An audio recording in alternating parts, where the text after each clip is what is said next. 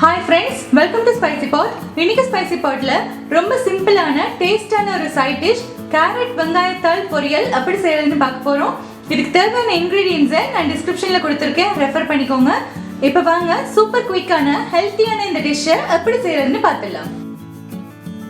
இன்னைக்கு நான் ஒரு 250 கிராம் அளவுக்கு கேரட் எடுத்து தோல் சீவிட்டு க்ளீன் பண்ணி வச்சிருக்கேன். இதை இந்த மாதிரி ஒரு கேரட் ஸ்கிராப்பர் வச்சு நல்லா ஸ்கிராப் பண்ணிடலாம். இப்ப பாருங்க நம்மளோட கேரட்டை நல்லா துருவி வச்சாச்சு. இப்ப அடுத்து ஒரு கட்டு ஸ்ப்ரிங் ஆனியன் எடுத்திருக்கேன். இந்த மாதிரி சின்ன சின்ன கட்டு சூப்பர் மார்க்கெட்ஸ்ல எல்லாம் கிடைக்குது நம்மளுக்கு. இதை நம்ம இப்ப கட் பண்ண போறோம். இந்த மாதிரி சின்ன சின்னதா நம்ம கட் பண்ணிடலாம். இப்ப பாருங்க இந்த மாதிரி சின்ன சின்னதா நம்ம ஸ்ப்ரிங் ஆனியனையும் கட் பண்ணி எடுத்தாச்சு. இப்ப அடுத்து நம்ம பொரியல் எப்படி செய்யறதுன்னு பார்த்தலாம். இப்ப அடுப்புல ஒரு கடாய் வச்சிருக்கேன். இதுல ஒரு 2 டேபிள் ஸ்பூன் எண்ணெய் விட்டுலாம். இப்ப எண்ணெய் சூடாயினதும் 1/2 டீஸ்பூன் கடுகு, 1/2 டீஸ்பூன் உளுத்தம் பருப்பு, ஒரு 1/4 டீஸ்பூன் சீரகம் சேர்த்து தாளிச்சிடலாம்.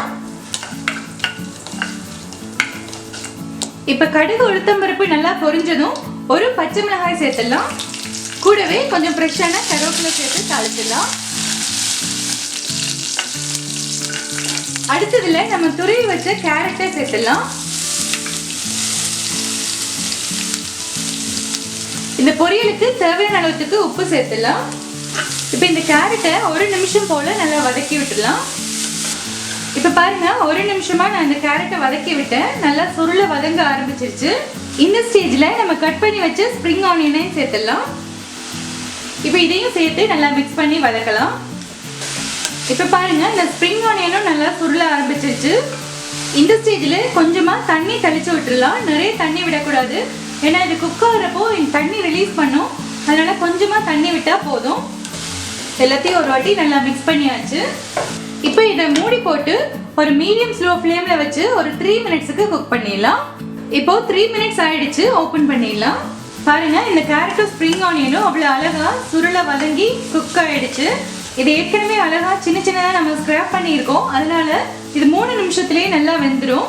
அடுத்து இதுல 2 டேபிள் ஸ்பூன் அளவுக்கு துருவின தேங்காய் பூ சேர்த்துக்கிறேன்.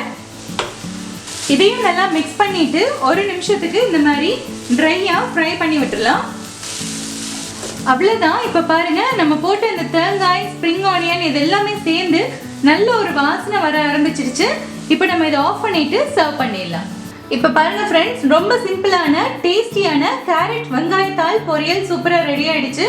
நம்ம வெங்காயத்தாளை நூடுல்ஸ், ஃப்ரைட் ரைஸ் இந்த மாதிரி சைனீஸ் டிஷ்ஷஸ்ல தான் போட்டு பார்த்துருக்கோம். ஆனா அந்த வெங்காயத்தாளையும் கேரட்டையும் சேர்த்து பொரியல் பண்றப்போ அதோட ஃப்ளேவர் வந்து ரொம்ப அமேசிங்கா டிஃப்ரெண்டா ரொம்ப நல்லா இருக்கும். நீங்க இந்த மாதிரி ஒரு தடவை ட்ரை பண்ணி பாருங்க, அப்பதான் உங்களுக்கு அந்த டேஸ்ட் தெரியும். இந்த ரெசிபி உங்களுக்கு பிடிச்சிருந்துச்சுன்னா என் சேனலை சப்ஸ்கிரைப் பண்ணுங்க, உங்க ஃப்ரெண்ட்ஸ் அண்ட் ஃபேமிலி கூட ஷேர் பண்ணுங்க. நன்றி.